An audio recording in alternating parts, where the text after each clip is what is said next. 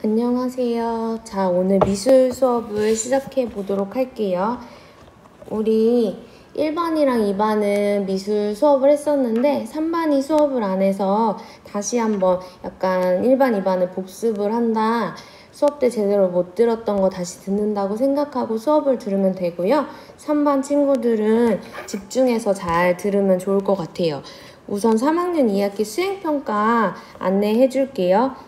자, 우리 이번 학기에는 일단 9월 셋째 주 우리가 2주는 더 온라인 클래스로 진행하기 때문에 그 실기 수행평가가 너무 이제 힘들거나 너무 많으면 이제 평가하는 거 우리 친구들이 수행하는 게 어렵기 때문에 선생님이 조금 그 시간 안에 할 수 있는 것들로 준비를 했어요.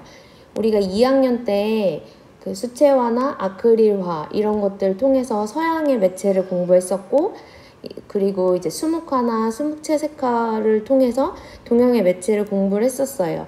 그래서 이번에는 디자인을 한번 해볼 거예요. 디자인에서는 음료수병을 디자인을 하는 시간을 가질 거고, 오늘부터 바로 수업을 해볼 거예요. 그 다음에 두 번째는 2학년 때 했던 것처럼 파나를 넣었는데 2학년 때는 고무 파나, 이런 리놀륨 파나를 했었다면 이번에는 실크 스크린을 할 거예요. 이거는 다음 주에 올라올 온라인 클래스에 선생님이 이제 실크 스크린에 대한 설명하고 그리고 제작 과정을 찍어서 올려놓을 거예요. 그 다음에 이제 감상문 쓰기 할 건데 1학기 때보다 조금 양은 적게 할 거예요. 그 다음에 포트폴리오 있는데요. 이거는 지난 1학기 때 이제 평가를 하면서 과정의 태도도 좋고 이런 친구들의 이제 결과 점수 때문에 조금 떨어진 부분들이 아쉬워서 과정과 태도를 체크하는 그런 평가 항목을 넣었어요. 자, 그래서 이렇게 2학기 수행평가가 진행될 거고요. 그 다음에 이제 수업을 해보도록 할게요. 우리가 음료수병 디자인을 할 거예요. 디자인이라는 것은 우리가 너 그 티셔츠 디자인 참 멋있다 라고 이야기할 수 있고 그 가방 디자인이 괜찮은데 라고 이제 평상시에 이야기를 할 수 있어요. 근데 그 디자인은 결과화된 모습뿐만 아니라 그 과정을 어떻게 계획하는지에 따라서 디자인이 변화되기 때문에 이 계획하다라는 의미를 가지고 있어요. 그래서 우리가 음료수병을 디자인을 하는 디자이너가 되어서 한번 1번부터 차근차근 알아보도록 할게요.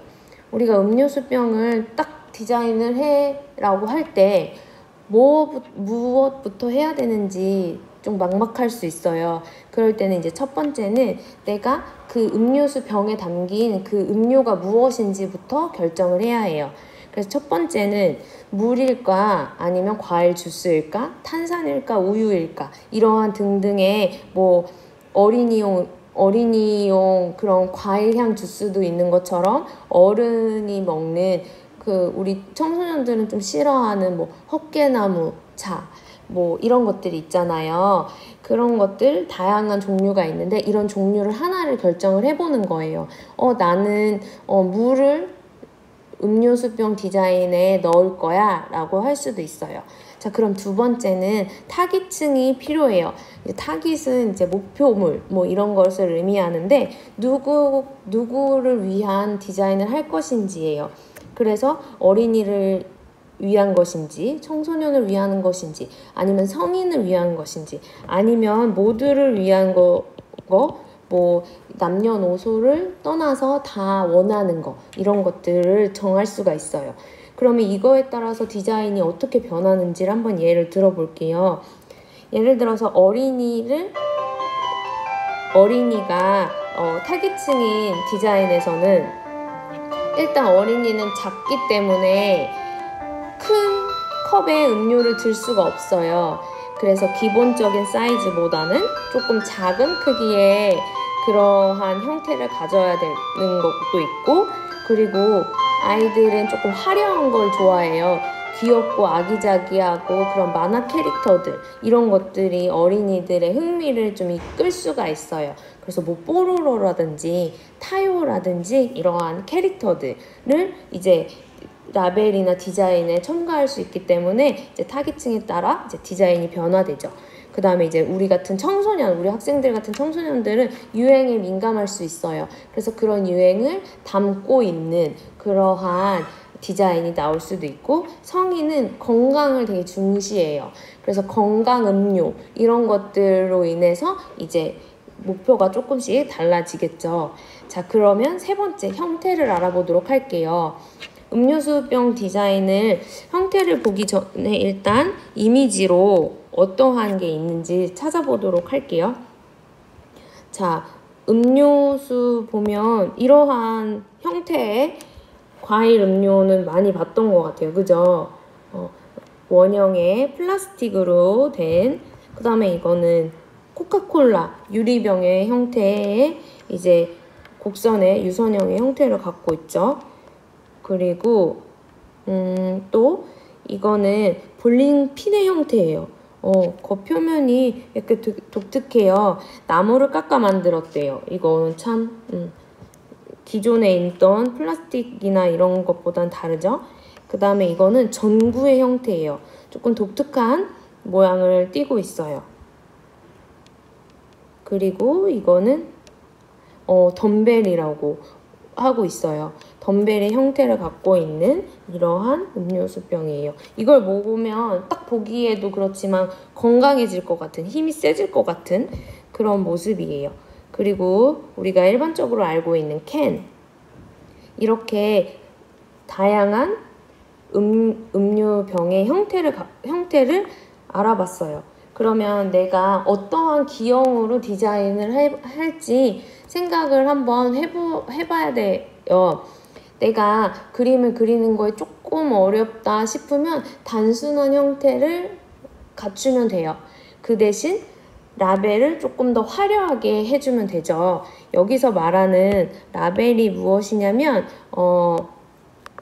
음료에 대한 정보를 담고 있는 거예요.